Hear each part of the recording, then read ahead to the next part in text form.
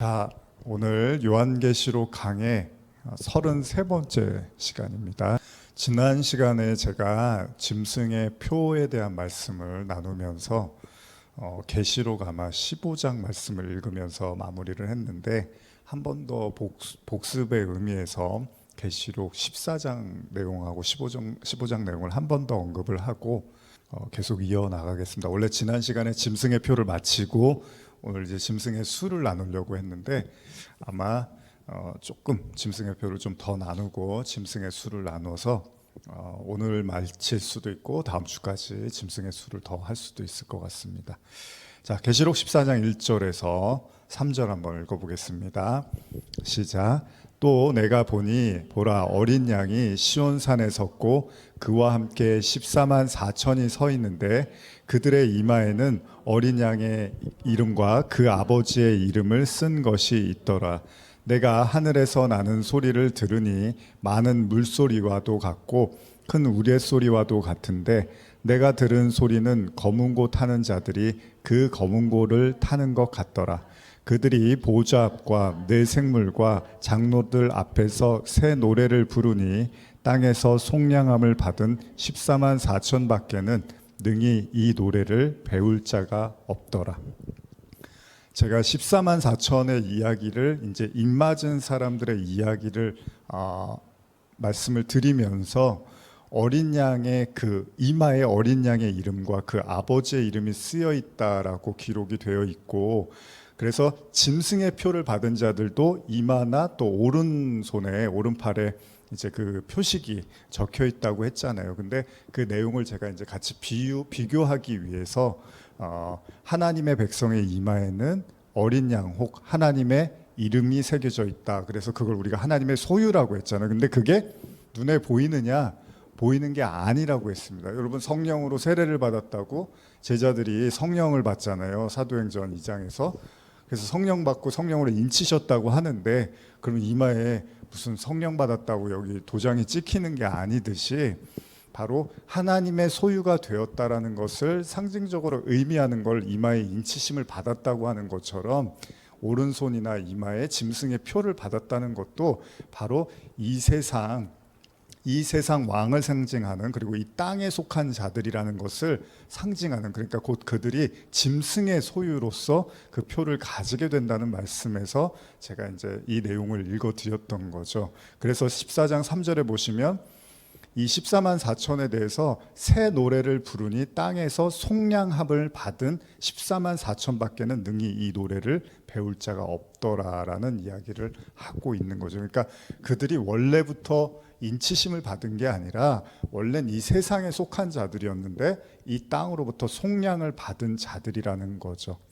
바로 애굽의 노예처럼 바로를 왕으로 삼고 그 바로의 말을 듣고 살던 사람들이었는데, 모세를 통해서 하나님이 그들을 애굽에서 이렇게 끄집어냈죠. 속량함을 받게 된 거죠. 이들을 바로 이제 구원받은 자라고 하고, 계시록에는 바로 그들을 14만 4천, 입맞은 14만 4천으로 묘사를 하고 있는 겁니다. 그래서 지난 시간에도 말씀드린 것처럼 인치심을 받은 사람이 있고 인치심을 받지 않는 사람이 있고, 짐승의 표를 받은 사람이 있고, 인치심도 안 받고 짐승의 표도 안 받고 이런 게 아니라는 거예요. 그리고 짐승의 표도 그게 우리가 알고 있는 눈으로 보이는 어떤 표식, 뭐 어떤 그 신분증이라든지 뭐 기술과 과학의 발달로 인해서 뭐 이마나 손목에다 넣을 수 있는 그런 신분증이면 빼면 또 되잖아요. 그럼 뭐 한 번 받으면 다시 빼면 되잖아요. 요새 기술이 얼마나 좋은데요.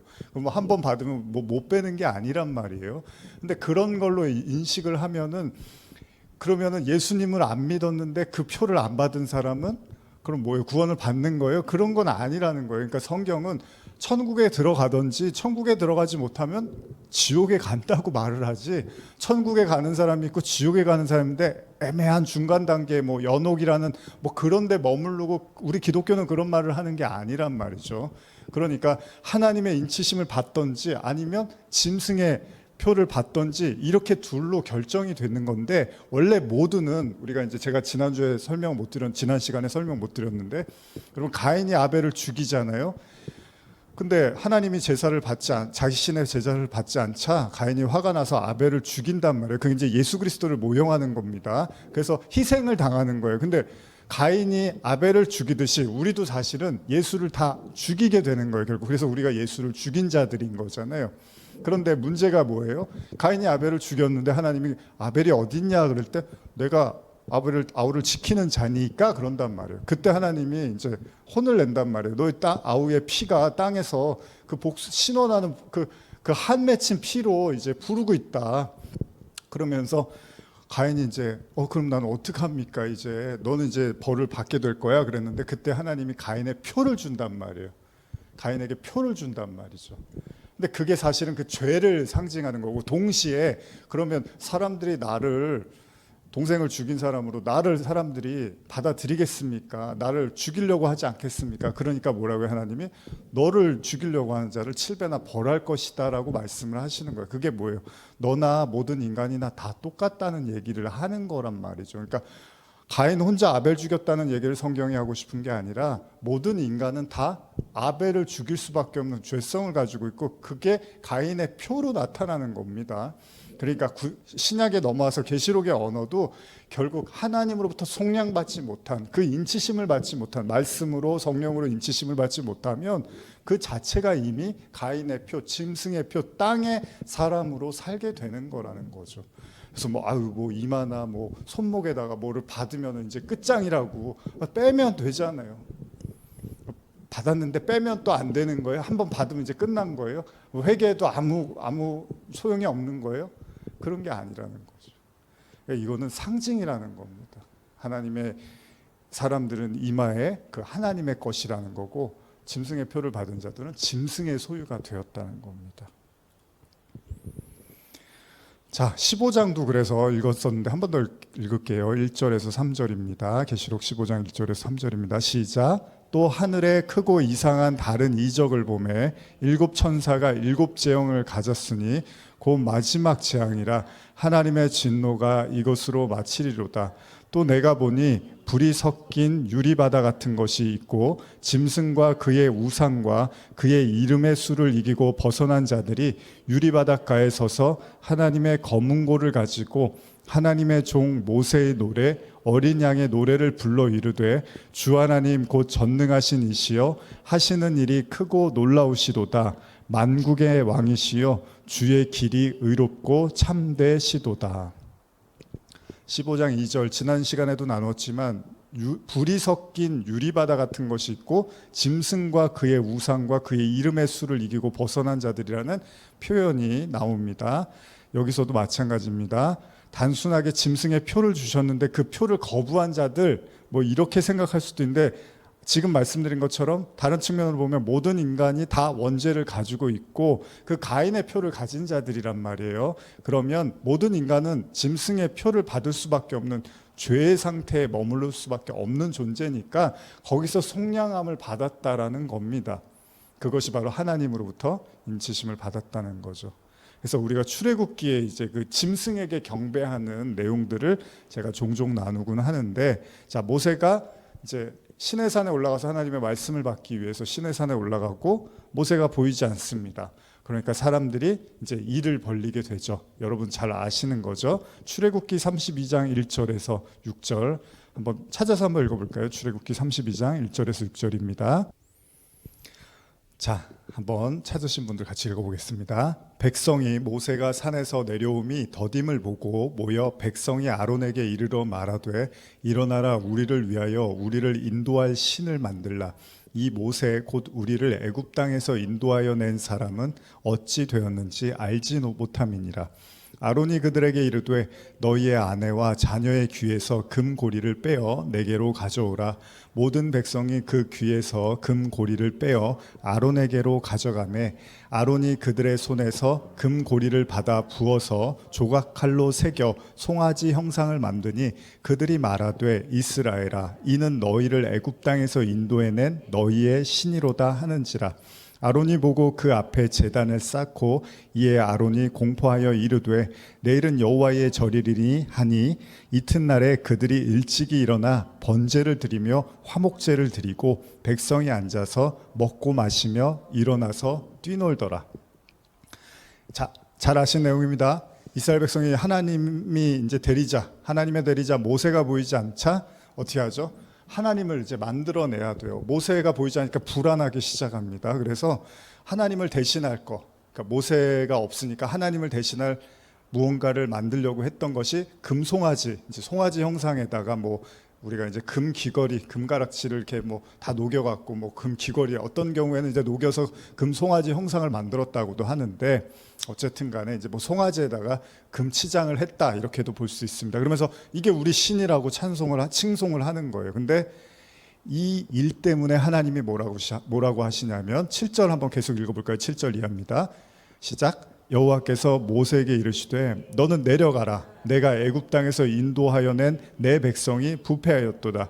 그들이 내가 그들에게 명령한 길을 속히 떠나 자기를 위하여 송아지를 부어 만들고 그것을 예배하며 그것에게 제물을 드리며 말하기를 이스라엘아 이는 너희를 애굽 땅에서 인도하여 낸 너희 신이라 하였도다. 여호와께서 또 모세에게 이르시되 내가 이 백성을 보니 목이 뻣뻣한 백성이로다.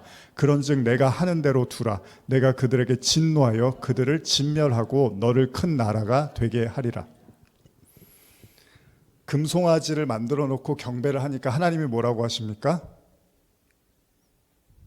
진멸하시겠다고 하죠. 무슨 얘기입니까? 하나님이 아닌 것에 하나님처럼 생각하고 그것을 경배하고 예배하면 심판이라는 거죠. 하나님을 대신할 우상을 자신의 손으로 직접 만들어 버립니다. 이제 이 부분을 제가 좀 깊이 있게 나누고 싶은데 또 그러기에는 또 시간이 많이 걸려서 다 나눌 수는 없지만 인간이 악한 게요. 이 인간의 마음, 우리가 그 악의 영, 악령, 소위 그 뱀, 옛뱀, 용 지금 다 그런 얘기 나누고 있는 거잖아요.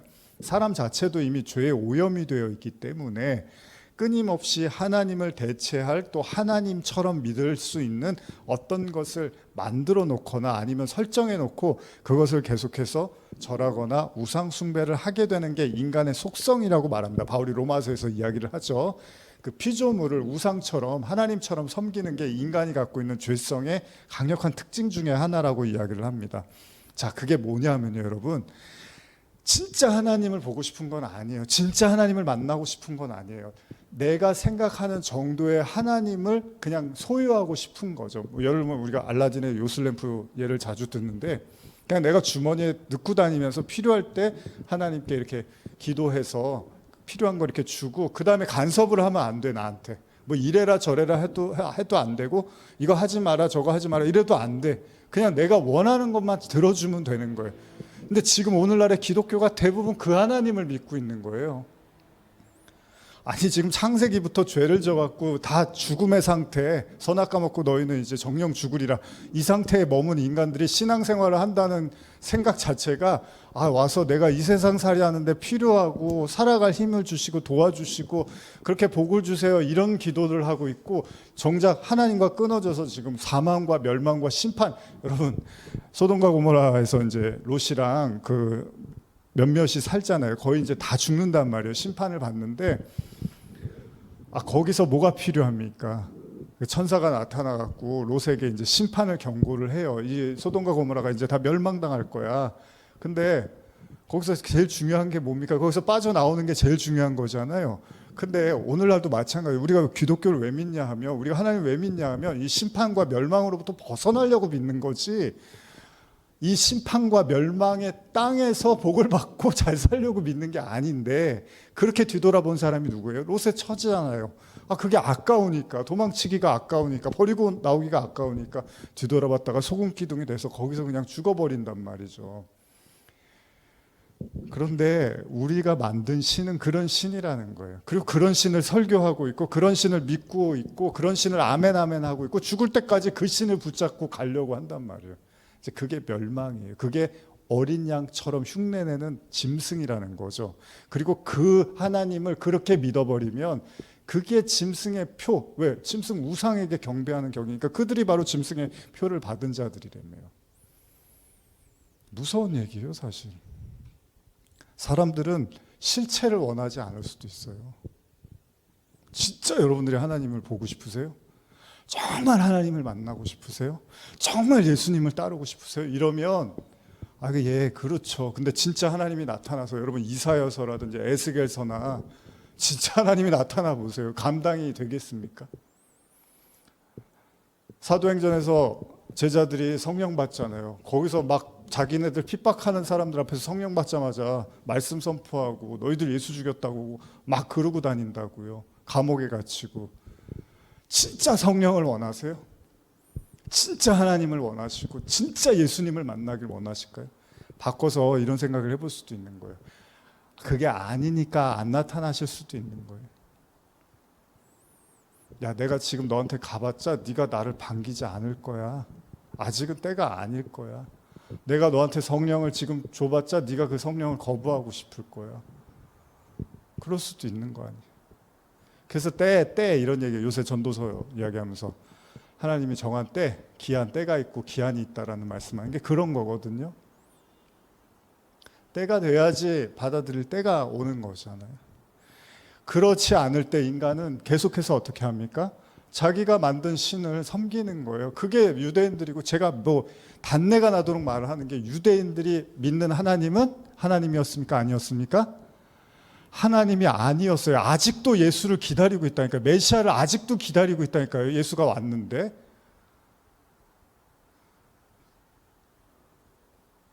하나님을 안 믿고 있었어요. 예수님 계속 얘기했잖아요. 너희들 하나님 안 믿어. 하나님 사랑 안 해. 그럼 그 사람들은 뭘 믿고 있는 거예요, 지금? 그게 우상 숭배예요. 이게 간단한 얘기가 아니거든요, 사실.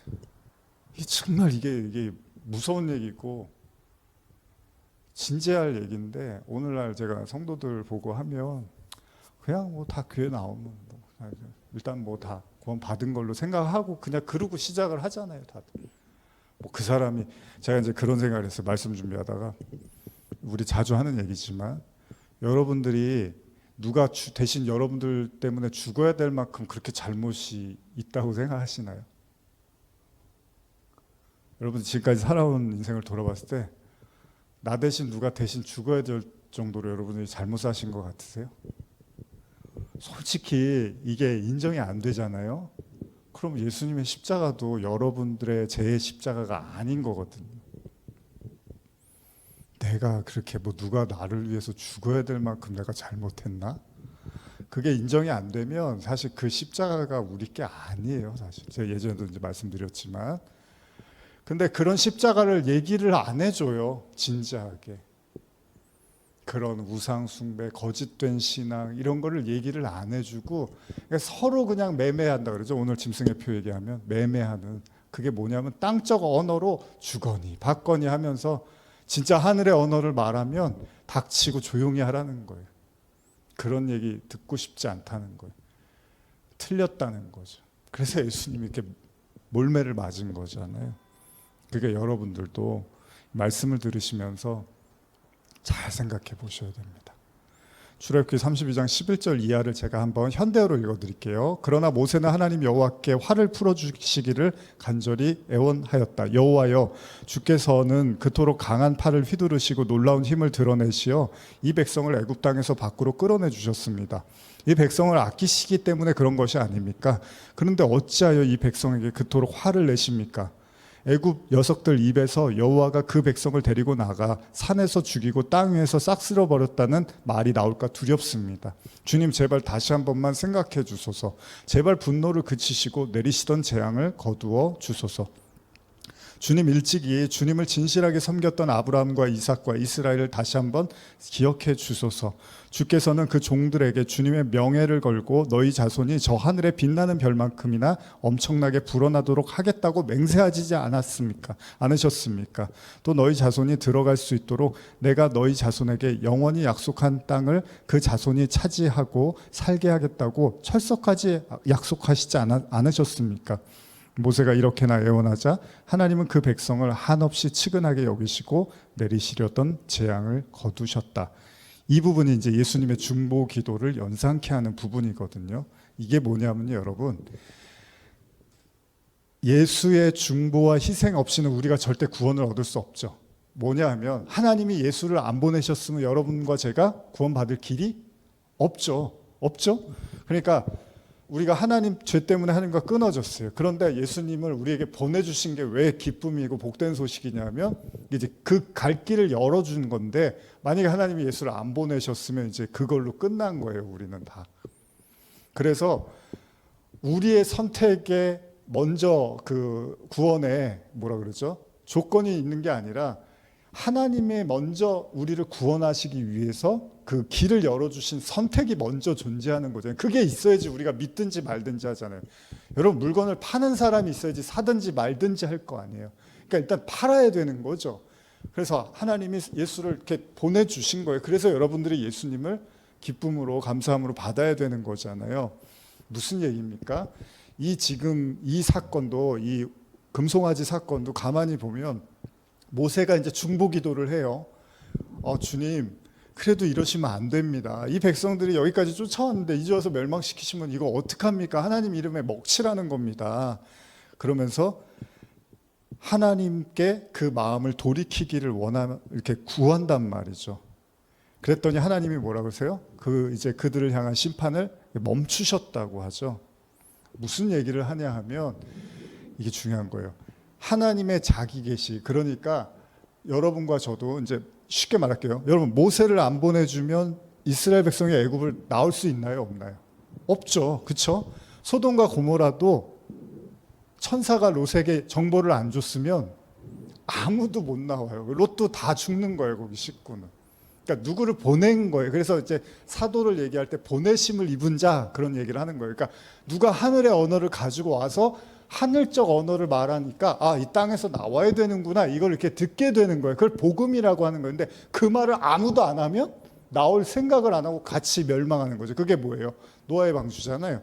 노아의 방주도 하나님이 노아를 부르시고 방주를 만들라고 하시지 않으면 노아를 비롯한 그 누구도 살아남을 수가 없는 거예요. 그러니까 그 정보를 누군가 보내심을 받은 자가 말을 하고 그 말을 듣고 이제 나오는 거예요. 끌고 나오는 거예요. 그러니까 구원은 뭐냐면 여러분들의 선택과 의지보다는 하나님의 선택으로 여러분이 끌려 나온다고 보시는 게 맞는 거죠.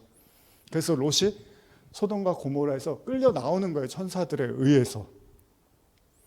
근데 무슨 얘기입니까?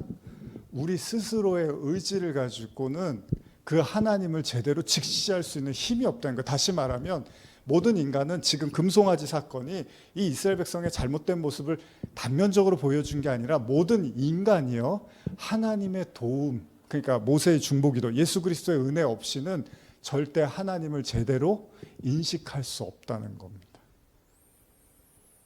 그래서 우리가 올해 표이기도 하죠. 예배하는 자가 신령과 진정으로 예배한다고 사마리아 여인한테 예수님이 하실 때 뭐라 그래요? 예배할 때가 온다 그러죠.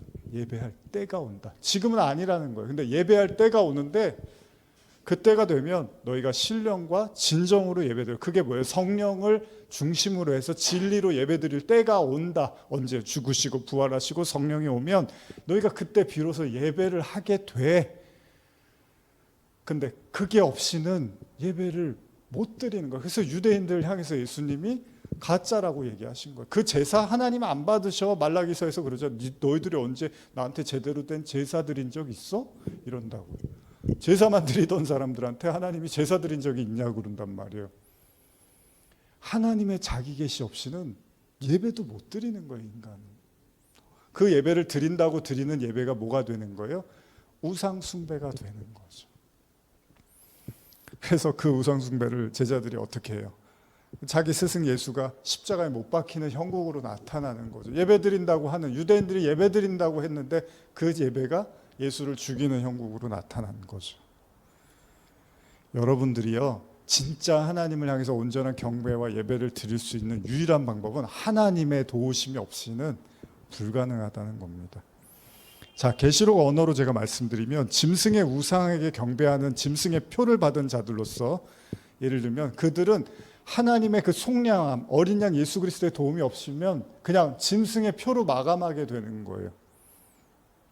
사실 짐승의 표를 나누며 이 짐승의 표를 받은 자와 예를 들면 거절한 자에 대해서 이제 뭐 굳이 이렇게 구체적으로 다루지 않을 수도 있는데 뭐 그게 아니냐. 그러니까 무슨 말이냐면 짐승의 표를 받았는데 속량함을 받아서 입맞은 자가 됐거나 아니면 짐승의 표를 거부해서 입맞은 자가 됐거나 이거를 뭐 굳이 구분하지 않을 수도 있습니다. 그게 그거라고.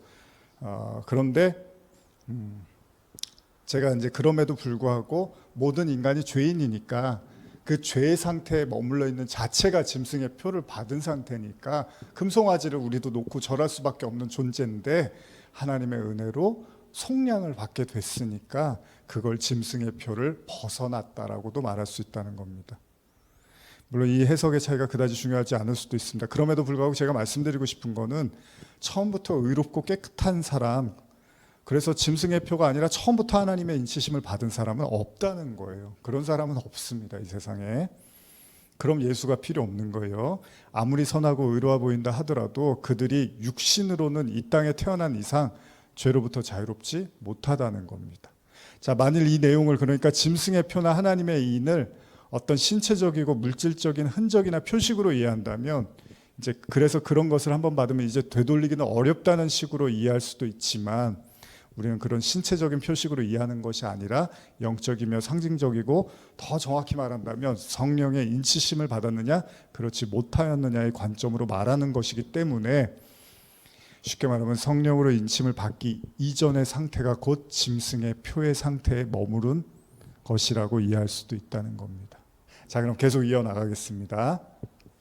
그러니까 원래 모든 인간은 스스로의 힘으로는 죄, 용, 옛뱀, 사단의 거짓으로부터 빠져나오기 어려운 상태에 있었습니다. 그래서 출애굽기 말씀처럼 이제 하나님을 어떤 우상화하고 자신을 위한 신, 우상 숭배를 할 수밖에 없는 짐승에게 경배할 수밖에 없는 존재라는 거예요. 그걸 출애굽기에 지금 금송아지 사건으로 여실하게 보여주고 있는 겁니다. 그러니까 하나님의 말씀과 도움, 모세의 중보, 도움, 가르침 없이는 계속해서 우상 숭배를 하는 게 인간이라는 거예요. 그래서 바울도 성령을 통해서 복음을 깊이 깨닫고 우리가 예전에도 나눴지만 이제 로마서 3장을 제가 중요시 보는 게 이제 예전에도 우리가 계시록 나누면서도 바울의 계시록이라고 제가 표현을 했는데 또 바울이 이렇게 외경에 보니까 바울의 계시록이 또 있긴 있더라고요. 근데 그거 말고 로마서를 이제 바울이 계시록적 언어로 사용했다고 이제 제가 표현을 하고 싶었던 건데 이 인간 존재에 대한 적나라한 표현이 있죠. 제가 한번 다시 읽어드릴게요. 뭐 많이 우리가 반복하는 구절이니까. 자, 로마서 3장 10절 이하입니다. 기록된 바 의인은 없나니 하나도 없다. 일단 바울이 얘기하죠. 이 세상에는 아무도 의인이 될 수 없다는 거예요. 두 번째 11절 깨닫는 자도 없대요. 그러니까 스스로 그걸 깨달을 수 있는 자가 없다는 거예요. 이 얘기도 포함되는 거예요. 이 세상에 의인이 없다는 걸 깨달을 수 있는 사람이 없대요. 그러니까 여러분 안에는 그 아브라함처럼 아브라함이 소돔과 고모라 멸망할 때 뭐라고 해요? 하나님한테 저 소돔과 고모라에 의인이 있으면 어떡합니까? 이러잖아요. 근데 하나님이 뭐라 그래요? 의인이 없어. 그러니까 아브라함의 힘으로도 깨닫지를 못하는 거예요. 그러니까 여러분들도 이렇게 제 얘기를 듣고 있지만 에이, 설마 그래도 의인이 없으려고 그런 생각을 하실 수도 있다는 거예요. 왜? 스스로의 힘으로는 그렇게 안 된다는 거예요. 하나님을 찾는 자도 없대요. 아니, 하나님을 찾는 사람이 얼마나 많은데 근데 지금 바울이 다른 종교 믿다가 예수님 만났나요? 유대인이었습니다. 바리새인 중에 바리새인이면 하나님을 맨날 찾았던 사람이 복음을 듣고 하나님을 찾는 사람이 없다는 걸 알았대요. 그럼 뭘 찾고 있는 거예요, 사람들이? 뭘 찾고 있냐면 다 치우쳐 함께 무익하게 되고 선을 행하는 자가 없나니 하나도 없다. 제가 사실은 요새 설교를 저도 이제 한 10년 했잖아요. 인터넷 설교 하면서. 요즘 제가 저를 돌아봐요. 요 한 몇 주 돌아보면서 사실 이게 복음이거든요. 그러니까 그냥 흑암의 상태인 거예요. 세상은 깜깜한 거예요. 근데 아무래도 또 말씀을 계속 전하고 또 성도분들하고 어떤 시간을 함께 오랜 시간 또 하다 보면 계속 이런 얘기만 하면 답답하잖아요. 그러니까 좀 복음도 좋지만 좀 우리가 살아나가는 것에 대한 얘기도 좀 하고 싶기도 하고 또 그렇게 하기도 하고 근데 사실은 복음의 자리는 철저하게 이 흑암의 상태에 머문 인간이잖아요. 그래서 또 그런 설교만 하는 분들도 있잖아요. 자, 선을 행하는 자가 없고 그 입에는 저주와 악독이 가득하고 그 발은 피 흘리는 데에 빠른지라 파멸과 고생이 그 길에 있어 평강의 길을 알지 못하였고 그들 눈앞에는 하나님을 두려워함이 없느니라 함과 같으니라. 우리가 알거니와 무릇 율법이 말하는 바 율법 아래 있는 자들에게 말하는 것이니 이는 모든 입을 막고 온 세상으로 하나님의 심판 아래 있게 하려 함이라. 아마 로마서 3장만 찢으면 로마서가 그렇게 부담이 안 될 거예요. 그런데 3장에서 바울이 너무 엄청난 이제 얘기를 해버리는데 뭐 그것도 관심 있는 사람들한테는 엄청나지 이렇게 골라 먹는 사람들, 편식하는 사람들 있잖아요, 말씀을. 그런 사람들한테는 별로 중요하지 않은 얘기예요. 그리고 자꾸 하면 싫어할 얘기고. 근데 이게 인간의 실존, 현세에 처한 상황이란 말이죠. 자기도 그렇고. 근데 어떻게 깨달았어요? 유대인일 때는 죽었다 깨어나도 못 깨달았어요. 바리새인 중에 바리새인은 율법 연구하는 가말리아의 문화생이었어요. 최고의 어떻게 보면 그 뭐라 그러죠? 정말 오늘날로 말하면 엘리트였단 말이에요. 근데도 그게 안 됐어요. 이걸 못 깨닫고 있었는데 그 빛을 보자, 하나님의 빛, 그 성령, 그 영을 받자 비로소 이걸 알게 됐다는 거예요. 이게 하늘의 언어라는 겁니다, 여러분. 하늘의 언어는 이 땅에 대한 정확한 바르게 볼 수 있는 시각과 정보를 제공해 주는 거예요. 그러니까 혼자만 끙끙 앓고 있는 거예요, 바울이. 그래서 이 로마서라는 할례 얘기도 하고 정말 목숨 걸고 그런 글들을 써내려가는 게 누구 하나 사실은 뭐 안 써도 그만인 얘기인데 바울 혼자만 끙끙 앓고 있는 거예요. 그래서 그가 성령을 경험하고 이런 고백을 하죠. 에베소서 2장 1절에서 6절 한번 찾아볼까요? 에베소서 2장 1절에서 6절입니다. 자, 에베소서 2장 1절에서 6절 한번 읽어보겠습니다. 시작. 그는 허물과 죄로 죽었던 너희를 살리셨도다. 그때 너희는 그 가운데서 행하여 이 세상 풍조를 따르고 공중의 권세 잡은 자를 따랐으니 곧 지금 불순종의 아들들 가운데서 역사하는 영이라.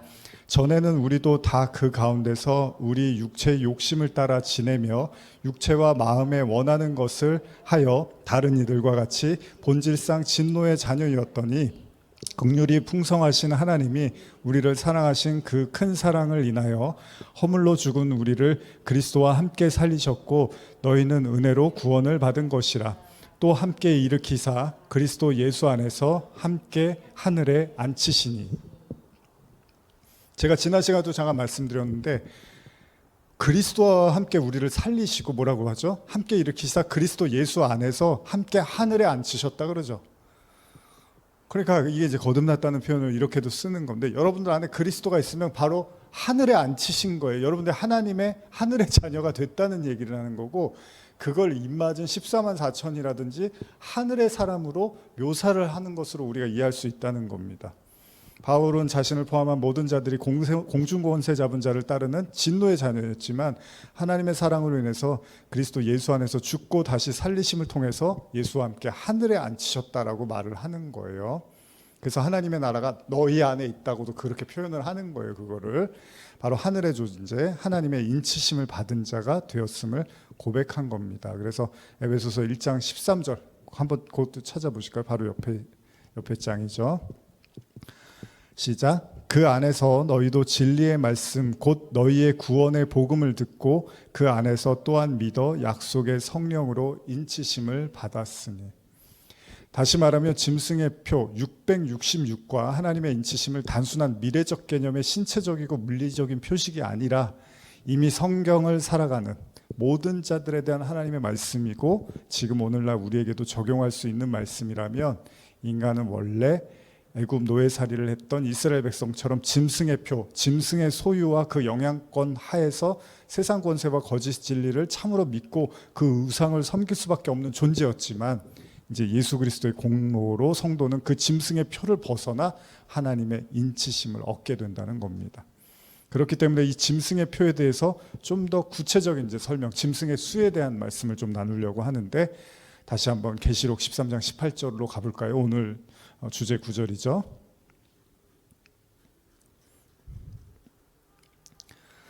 한번 읽겠습니다. 시작. 지혜가 여기 있으니 총명한 자는 그 짐승의 수를 세어보라. 그것은 사람의 수니 그의 수는 666이니라. 자, 본문의 말씀은 짐승의 수에 대해서 이제 구체적으로 단서를 제공하고 있는데 그 수가 뭐라고요? 사람의 수라는 거예요. 사람의 수. 666인데 그 수가 바로 사람의 수래요.